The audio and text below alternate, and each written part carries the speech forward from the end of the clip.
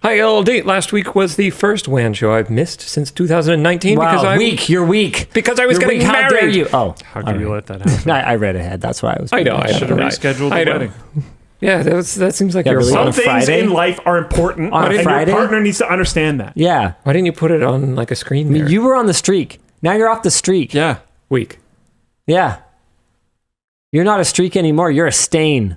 A stain on this show. Yeah. On this institution. I suggest you let that marinate. Okay, sorry. What was the... Oh, okay. Right. What's your favorite memory from your wedding? We were just busy berating you. Oh, I'm sorry. Why are you two divorcing each other? You missed WAN show. You missed WAN show. I just can't live with this man. He's intolerable ever since. So, favorite memory from my wedding. It's hard to pick one. Luke wasn't there, so... No, that's not because he missed it. He didn't know me yet. Favorite memory from my wedding. Yeah, I met you right afterwards. I think man, how do I pick favorite? It's hard. It's such an emotional day. It's such a roller coaster. Everything was chaos. We were late for our own. I think that's surprisingly common. Yeah, well, like the reception. I think you're saying. No, not the reception. The actual ceremony. We were slightly late for it. Everyone was already seated and ready to go, and we rolled in because our wedding day shoot ran a little bit late, and the weather was incredible.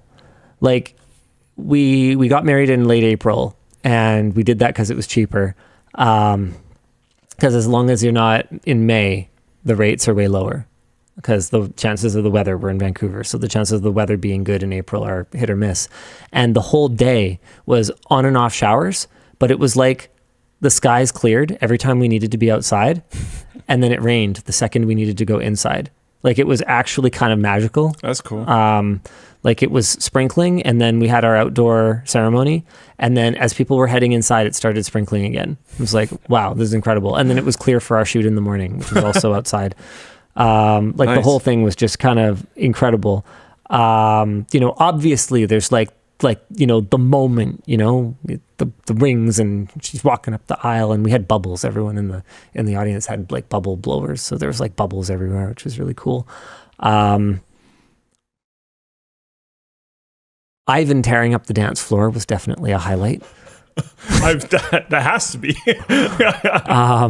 That's the Ivan that used to work here. We were colleagues at NCIX before he worked here. Just the breathing afterward when it was over. I could see that. And kind of going, I think we threw a really good party, I could see that. Because it's kind of it was the first thing we accomplished as a married couple. Sure. Was to throw a hell of a party, as kind of the way that we saw it, because Yvonne had an emotional breakdown in the lead up to the wedding, realizing that she had completely lost control over what do you mean we're doing it this way? What do you mean we have this now? Why are people, I understand the desire to contribute, but I actually didn't want that there. Don't bring it here. And I basically was hun, it's not about you. Yes, this is your wedding, but but your mom is marrying her first daughter. Yeah. There's other stakeholders, because she was I don't even know a lot of these people that are there, and just a lot of really tough stuff. So it was basically look, here's the deal. Let's just go with the flow. And what we're going to do is, on our honeymoon, we're going to take our wedding finery, and we're just going to, what about second ceremony? With just you and me and a witness, and we'll have someone over. We'll do the donkey ride through the town. Yeah. We'll do a new wedding photo shoot. We're just gonna, it's not going to have any legal significance or anything. We'll sign the documents at home, obviously, but if that will allow us to just detach from this and just have fun with whatever it is, and lose control a little bit of the details, and then it won't matter if we don't have enough cake, or if someone isn't able to, or if we never got to eat the food. We had so many people there because our families wanted to invite people that we didn't even know, but we went around and, had FaceTime with everyone, which back then meant seeing people face to face, not using your phone. So we were able to just throw a party and enjoy everyone else enjoying it, and us enjoying that and enjoying parts ourselves. And like, there was stuff that we just weren't that into, like some of the first dance stuff, and, that other people, it was really important to other people for tradition and stuff. And then, so before we had this sort of frame of mind change, that was causing a lot of stress. And I was like, look, the worst thing for this day is for it to cause stress. Oh yeah. That is not what anybody will benefit from. And I think the approach of like, we'll just do it how you want on our own sort of version of it thing, if you can afford to do that, I think that's super sick, because then, I think it helps release some of the pent up, like, because some people, they wait for that for their entire life. So like, if anything is slightly off, they're going to go crazy over it. So being able to let go of that is cool. Crystal says, yikes, shouldn't a wedding be about the couple? Sure. In theory.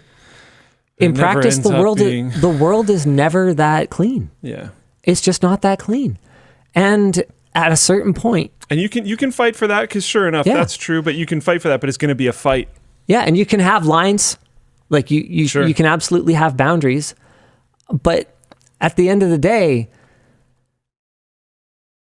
are you willing to damage a relationship over it? What is a wedding? Maybe. Depends on the thing. Yeah, but is it worth it? Depends on the thing. That's the question you got to ask yourself. Yeah. You got to ask yourself, is it worth it? I'm trying to think of my brother's wedding. My brother's wedding went fantastically well, but I can think of a range of things that could have happened that I probably would have like shielded him from needing to burn bridges, but I would have burnt bridges with ferocity. And like, it's just, if certain things happen, you have to spend, there's that boundary line that you're talking about, but there's some amount of flexibility that you can have as well. Yeah, I mean, and to be clear, like, we were lucky. We didn't have anyone get totally wasted and say something completely inappropriate or whatever. Like, it was nothing like that. It was just preference things. And so you gotta ask yourself, is my preference really worth this fight? Does it actually really matter? You might also, at the exact same time that that's happening, start questioning why this thing with that person would need to be a fight. And you can kind of like strategically reposition these relationships as you go, but it might not be worth having that battle, but you have to kind of keep in mind that person brought it to that point. Trouble bot. Love it. My wife and I eloped a few months before the wedding because we'd already lost so much control to her parents who were paying for it. We went into our big wedding then with so little stress, because at that point it was just a regular party with a little recreation at the beginning. That's cool. And if you play your cards right, there's some recreation at the end too. Yeah, that's cool.